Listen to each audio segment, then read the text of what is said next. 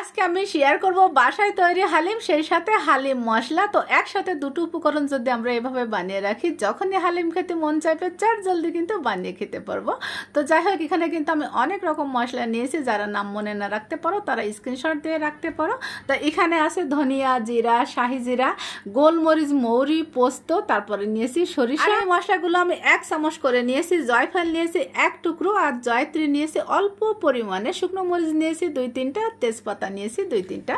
হালকা তেলে নিয়ে একটু ঠান্ডা করে তারপরে এই যে আমি গুঁড়া করে। এই মশলাটা কাঁচের জারে ভরে রাখলে 2 থেকে 3 মাস সংরক্ষণ করে রাখতে পারবে। আর এখন আমি তৈরি করব হালিম মিক্স। তো আমি এখানে চিনি গুঁড়া চাল নিয়েছি, গম, মুগ ডাল, মসুর ডাল আর ছোলার ডাল নিয়েছি। সবকিছু কিন্তু আমি 1/3 কাপ করে নিয়েছি। আর তোমাদের ঘরে যদি এর থেকে ডাল বেশি থাকে, মানে অন্য ডাল থাকে, সে ডাল দিয়েও কিন্তু করতে পারবে। তো যাই হোক, আমি সবকিছু কিন্তু মিডিয়াম আছে একটু তেলে নিয়েছি যাতে করে মুচমুচি হয়। তারপরে হালকা ঠান্ডা করে এই যে গুঁড়া করে নিয়েছি। আমি কিন্তু মিহি গুঁড়া করি না, একটু দানা দানা ভাব থাকলে না আমার কাছে ভালো হয়। তোমরা চাইলে এটাকে মিহি গুঁড়া করেও নিতে পারো। তো আমি কিছুটা না রেখে দিব, একবারে এতটা তো বানাবো না, তো এই যে কাঁচের জারে ভরে রেখে দিয়েছি। এভাবে রাখলে কিন্তু 1 থেকে 2 মাস বেশ ভালোই থাকবে। বাইরে রাখবো, কোনো ফ্রিজে রাখবো না। তো যাই হোক, এখন আমি এই যে হালিম তৈরি করব।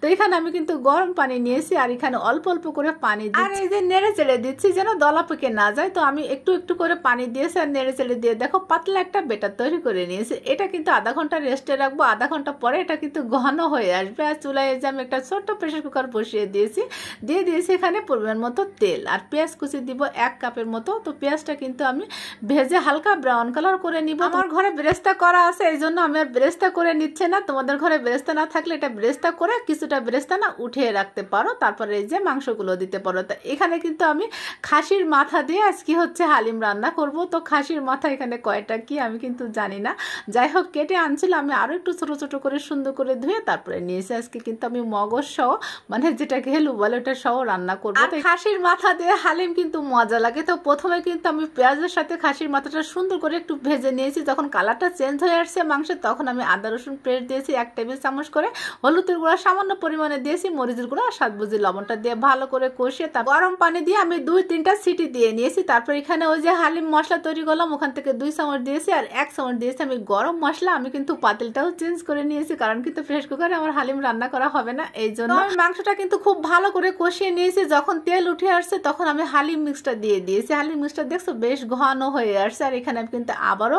ওই যে হালিম মশলা দিয়ে দিয়েছি, আবার গরম মশলাটাও দিয়েছি, স্বাদ বুঝি লবণ দিয়ে সুন্দর করে আবারও কষিয়ে নিয়ে তারপরে পরিমাণ মতো গরম পানি দিয়ে এটা রান্না করে নিব।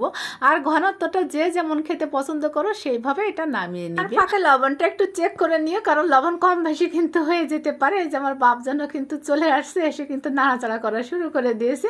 তো আমি কিন্তু এখন নামিয়ে নিব, নামিয়ে তারপর পরিবেশন করে নিব। উপরে একটু শসা কুচি, কাঁচা মরিচ, আদা, ধনিয়া পাতা কুচি, আর উপরে দিয়েছি পেঁয়াজ বেরেস্তা আর হচ্ছে লেবু।